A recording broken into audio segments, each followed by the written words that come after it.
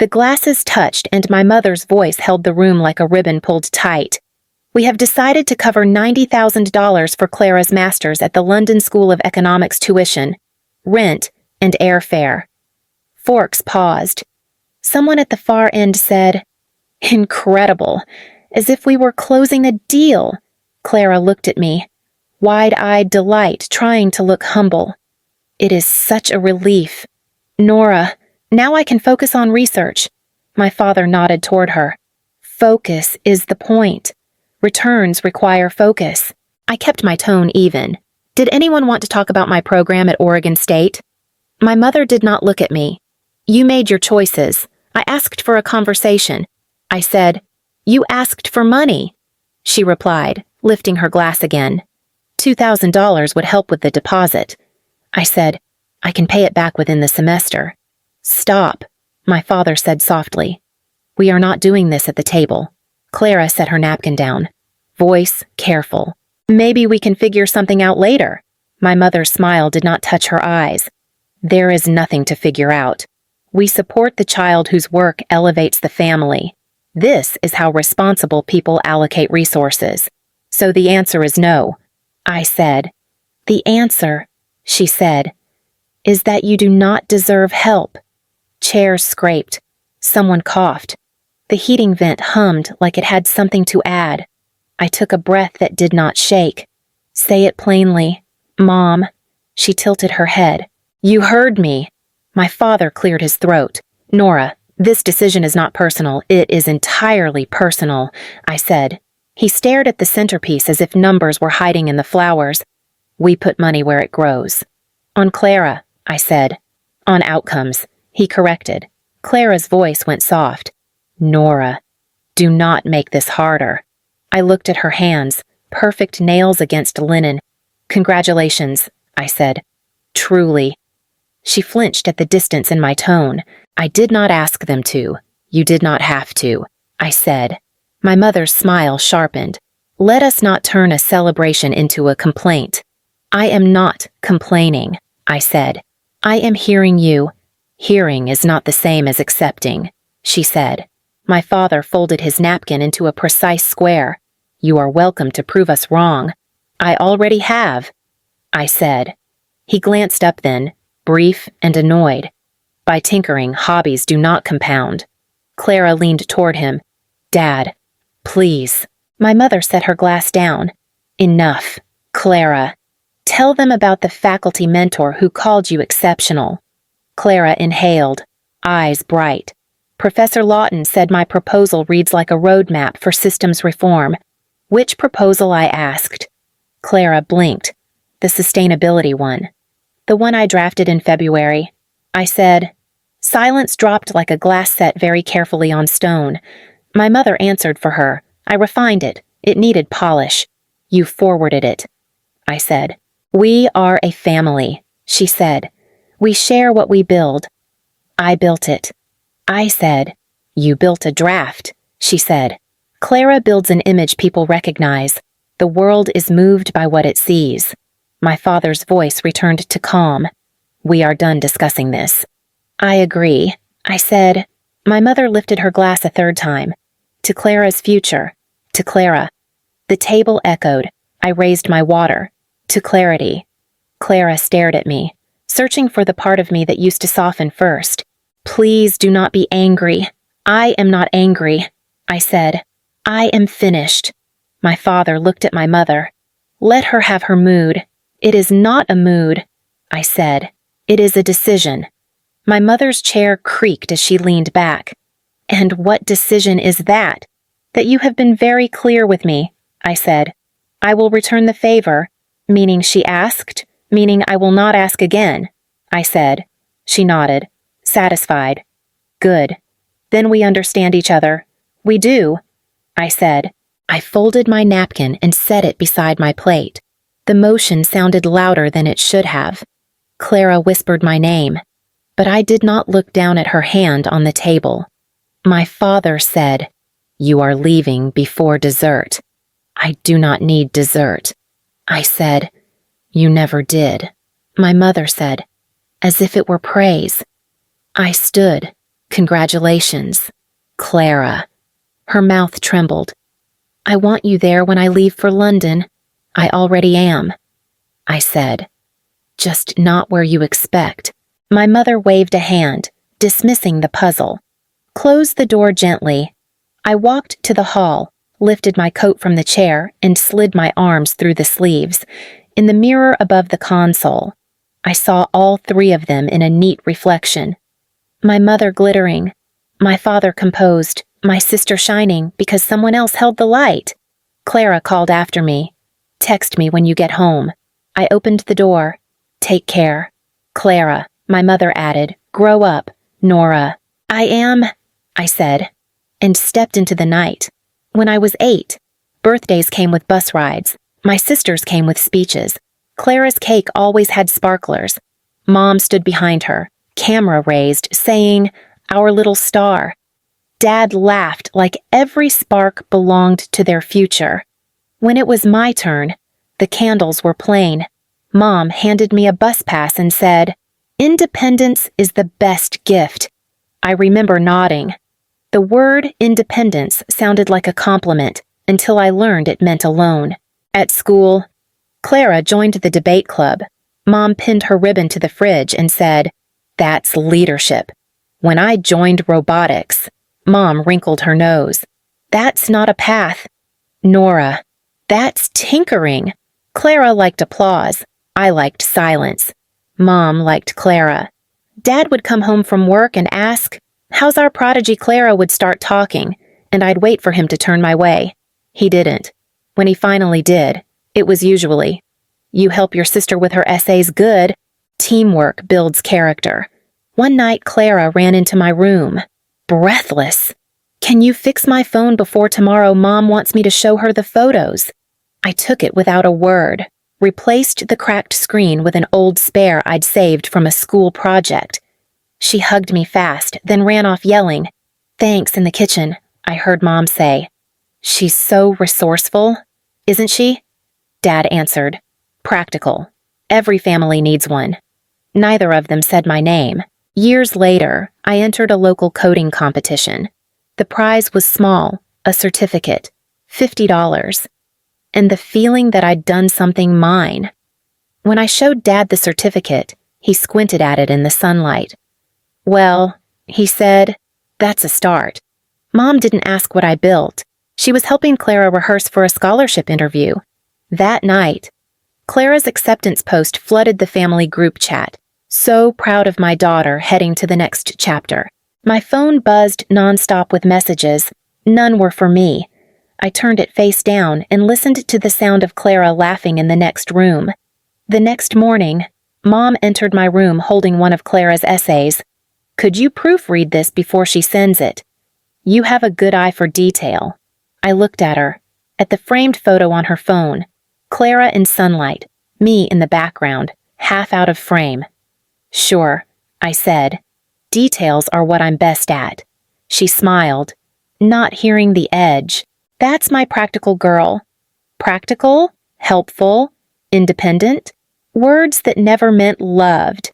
3 days after that dinner, I opened LinkedIn at work and froze. Clara Hale awarded full scholarship to the London School of Economics for Research in Sustainable Systems. The headline shimmered on my screen like static. Underneath, the title of her project, Mapping Behavioral Efficiency Through Adaptive Data Flow, my own thesis title, word for word. I left my desk and called home. Mom answered, bright and breathless. "Nora, this is not the best time. Clara's press interview starts in an hour. I just read about her scholarship," I said. "You sent my project." She hesitated, then softened her tone. I polished it. It was sitting idle. Clara needed an example of something real. It was mine. I said, "Nora." She sighed. "It was family work. You live under our name. Everything you do reflects us. I didn't give permission. You didn't say no either." My throat tightened. "You never asked." "Do not start sounding ungrateful," she said. "You should be proud your work helps your sister's success. We all win." "I don't feel like I'm winning," I said. Because you never learned to see the bigger picture. I heard the muffled sound of Clara in the background, laughing. Is that Nora? Tell her I'll call later. Mom lowered her voice. Please do not spoil her moment. Her moment is built on mine, I said. Silence. Then the kind of calm that means she has decided how to end it. You are overreacting. Clara will represent our family with grace. That matters more than credit lines on a document. Credit lines. My voice cracked. Mom, that was 2 years of my life. 2 years of tinkering, she said sharply. Clara made it visible. Be thankful she believes in your ideas enough to use them. Believe, I said. She stole? She improved, Mom corrected. The phone buzzed in my hand. I could hear Dad in the background now. Is she still going on about that paper? Mom's voice rose. We need to stop indulging this attitude. Put him on, I said. A rustle. Then Dad's steady tone. Nora, families share success. It's not theft. It's teamwork. It's erasure, I said. He exhaled. You're emotional. Go take a walk. We can discuss this when you're calmer. I am calm, I said. Good. Then act like it, he said, and the line went dead. I stared at the blank screen until the reflection blurred. That night, I went home to the apartment, opened the folder that held my research notes, and deleted the copy I had once promised to refine. The cursor blinked where my name used to be. Clara posted a photo that same evening, her standing by a suitcase, passport in hand, off to London. Dream achieved hundreds of likes, comments from relatives, old teachers, family friends. So proud of you, Clara. The Hales always raise excellence. I typed one word in the comment box. Congratulations, then deleted it. Instead, I wrote an email to myself titled Reset. Under it, I typed 3 lines. 1, stop asking for fairness. 2, stop expecting permission. 3, start building something they can't rename. Then I packed my bag, grabbed my laptop, and drove through the rain. The city lights smeared against the windshield. My hands were steady on the wheel. Behind me. The phone buzzed with a final text from Mom. Do not be dramatic. You'll regret this. I turned the screen face down and watched it go dark. The studio was small enough that the heater clicked every 10 minutes, reminding me it was still trying. I worked the morning shift at a cafe downtown Milk Foam, passwords and endless faces. At night, I opened my laptop and started over. I built a folder called Life Plan. Inside it, savings, goals, projects. It wasn't ambition. It was structure. Dr. Monroe, my therapist, leaned forward one session and said, You grew up learning that usefulness was the only way to earn love. I grew up learning that love was a loan, I said. She smiled gently. Then maybe it's time you stop paying interest. That night, I stayed up until dawn writing code for a bus tracking app. It wasn't complicated, just clean logic, efficient routes, real-time updates. A tool for students like me who had stood in the rain too many mornings waiting for buses that never came. Zoe, my neighbor, knocked at midnight, holding 2 mugs. You've been typing for hours, building a robot army. Not yet, I said, just trying to build a life that runs on time. She sat beside me, watched the lines of code scroll by. Looks like freedom in numbers. Freedom needs proof, I said. Data doesn't lie.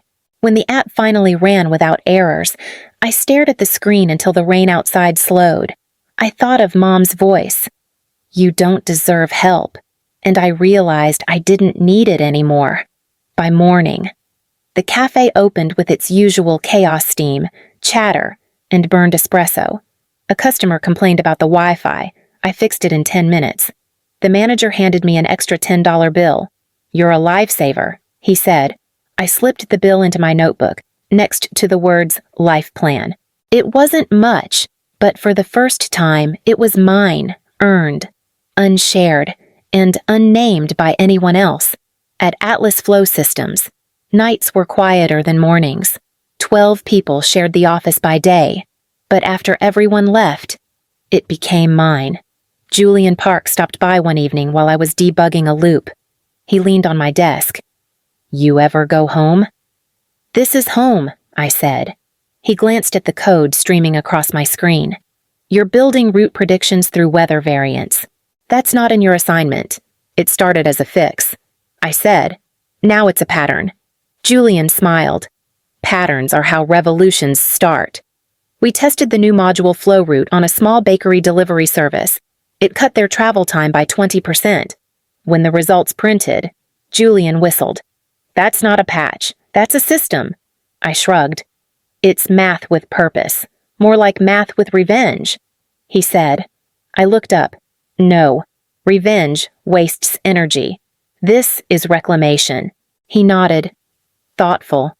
Reclaim away. Just make sure you keep your name on it. The next week, the pilot went public. My name appeared beside his on the internal memo developers Nora Hale. Julian Park. For a long minute, I just stared at the screen. No one had ever attached my name to success without conditions. Zoe showed up at the office with takeout that night. You're becoming a legend, she said, handing me a carton of noodles. I'm just documenting. I said, when people leave holes, data fills them. She watched me open a spreadsheet labeled Progress Log. You track everything. Everything measurable, I said. She smiled. And the things that aren't, I met her eyes. Those, I code into structure. The cursor blinked at the end of a line. The equation was finished. The silence felt earned. 3 years later, I signed the final document and slid the pen across the table. The realtor smiled. Congratulations, Ms. Hale. $3.2 million. All yours, all mine. The words sounded unreal. The townhouse sat by Lake Oswego, glass and cedar, the water stretching beyond the patio.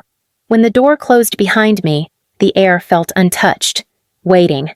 I unpacked one box laptop, notebook, a single frame. Inside the frame was the green bus pass from my 18th birthday. I hung it above the desk. Beneath it, I'd written in black ink broken routes, better paths. Caleb Reed, my partner, set down 2 cups of coffee. You're quiet, he said. I'm adjusting to the absence of noise. He smiled. That's what peace sounds like. Or disbelief. I said, call it both. He looked around the bare room. You really built this from scratch, from silence, I said. He touched the glass window, the rain streaking behind it. And what now, maintenance? I said, the hardest part. Caleb nodded. You'll manage. You always do. When he left for work, I stood by the lake, watching the ripples move outward, even when nothing touched them. I thought about the dinner that started it all, the clinking glass, the word undeserving circling the room like perfume. I wondered if they ever thought of it again. The phone buzzed once on the counter. Unknown number. I didn't answer. Instead, I opened my journal and wrote, do not measure worth in volume or applause. Measure it in quiet. The house creaked softly, settling into itself. Outside, the rain began again, patient and familiar. I let it speak for both of us. The call came on a quiet Saturday. Nora. The voice was hesitant, thinner than I remembered. Clara. She hesitated. I just drove past Lake Oswego. Your name's on the gate. Is that your place? It is. I heard her exhale, shaky. It's beautiful. You really. Her voice cracked. You really live there, I do. Silence stretched between us. Old and brittle. Mom said you were working with tech startups. I didn't realize it was this. Mom knows more than she should. She's proud, Clara said quickly. She talks about you all the time. Does she use my name? I asked. Or just the word success. Clara went quiet. I should go, she whispered, and hung up.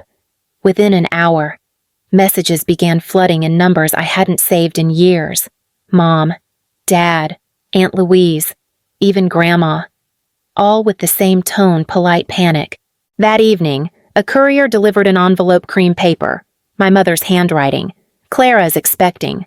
Your father's business is struggling. Maybe it's time to heal. Family supports family. We know you're not a cold person. I folded the letter once, twice, dropped it in the trash. Then I wrote 2 of my own. To Mom, if contact is to continue. 3 conditions: no money, no guilt, no surprise visits. To Dad, you called it investment. Here's mine: freedom. Let's close the account properly. 2 days later, a text arrived from him. Bridge Cafe, Thursday, 10 a.m. The cafe smelled of burnt espresso and rain. Dad was already there, coat neatly folded, eyes dimmer than I remembered. He stood. You look different. Different is the point, I said, sitting down. I've missed you. I believe you missed the version of me who didn't argue. He sighed. Your mother went too far with her words that night. She went exactly as far as she meant to. I said. He stared into his coffee. We did what we thought was right. Parents make mistakes. It wasn't a mistake, I said. It was math. His head lifted slightly. Math. You invested $90,000 in image. I said. I built value out of nothing. The difference is honesty. He blinked, unsure whether to be offended or impressed. Nora, he said finally. Family isn't an equation. Yours always was. I said. Input loyalty, output approval, until the variable stopped performing. He leaned back. So, this is where you tell me you're done with us. I already told you. I said. You just didn't listen. He nodded slowly. Your mother will never understand this version of you. She doesn't need to, I said. She already taught me everything I needed to know how to build alone. The silence between us thickened. He said quietly, I'm proud of you, even if you don't believe it. I believe you mean it now, I said. But pride comes too late to change anything. He reached for his cup, then stopped. You really won't help. I already did, I said. By leaving. When I stood to go, he didn't stop me. His voice followed me halfway to the door. Tell Clara I said hello. I didn't turn back. She already knows how to find me, I said, and stepped into the rain. The Portland Convention Hall shimmered under soft gold light. Atlas Flow Systems was sponsoring the STEM Future Scholarship Gala, and my name sat neatly on the program beside Julian Parks. Caleb adjusted my bracelet before we entered. Ready as I'll ever be, I said. Inside, the air buzzed with champagne and politeness, investors, journalists, and alumni. It felt like every person in the room had come to measure success in decimals and dresses. Then I saw them Mom in pearls, Dad beside her, and Clara, visibly pregnant, one hand resting protectively on her stomach. The sight landed like static against my chest. They spotted me almost immediately. My mother's smile widened, rehearsed and bright. Nora, she said, moving through the crowd. Darling, you look wonderful. Margaret, I said, using her first name. She flinched, then recovered. I wanted to congratulate you. What you've built is extraordinary, Dad added softly. It's good to see you in person. Clara looked at me carefully. I've been following your work. You're everywhere. I nodded once. That's new for me. Mom's voice turned syrup sweet. Success means giving back, doesn't it? Your father's roof needs repair. And Clara, well, the baby changes everything. Family helps family. I looked at her. You once said I didn't deserve help. Her smile wavered. I was wrong to phrase it that way. You were exact, I said. You just didn't expect the equation to balance. A stage assistant appeared at my elbow. Ms. Hale, you're next. Mom blinked. You're speaking, yes, I said. I walked up the steps, the microphone cool in my hand. The host smiled. Our keynote speaker, CTO and co-founder of Atlas Flow Systems, Ms. Nora Hale. Applause rose. I waited until it softened. Tonight, I began. I'd like to make a personal contribution, $100,000 to fund scholarships for women who were told they didn't deserve help. A hush spread through the hall. Then came the applause, loud, rolling, unstoppable.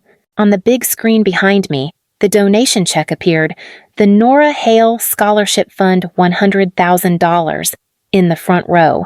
My mother's face froze between pride and something darker. Dad sat motionless, hands folded. Clara's eyes glistened. I spoke once more. Quieter now. Some debts are better paid forward. The applause surged again. I smiled, not at them, but at the quiet in my chest. When the ceremony ended, I passed my family on the way out. Mom reached for my arm. You didn't have to prove anything. I didn't. I said, I just corrected the record. Outside. The rain had started again, thin, steady, cleansing. Caleb took my hand.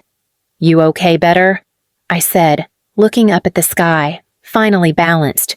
Morning light spilled across the lake, soft and colorless. Caleb was in the kitchen, the faint hum of the coffee maker filling the silence. You're up early, he said. Couldn't sleep. I answered. He handed me a cup. Last night was a storm and a half. You handled it like a pro. It wasn't a storm, I said. It was closure. He studied me for a moment. You look lighter. I'm not lighter, I said, just finished. He nodded. That's better than happy. When he left for work, the house fell still again. The rain began, faint against the glass, patient and familiar. I sat at my desk, the framed bus pass watching over me. I opened my journal, the same one I'd carried since therapy, and wrote slowly. They taught me love had to be earned. I learned peace doesn't. The words settled quietly on the page. My phone buzzed once, a message from Clara. Saw your speech. The scholarship is beautiful. I hope we can talk someday. I typed back, someday, when it's honest. Then I put the phone face down and let the silence take over. Outside, a heron crossed the water, wings steady and slow. The reflection rippled, then smoothed itself out. I closed the laptop, stood, and pressed my palm to the window. The rain moved in soft trails down the glass, tracing invisible lines between what was and what remained. It no longer sounded like the night I drove away. It sounded like proof quiet, undeniable, earned. And for the first time, I let the silence answer for me.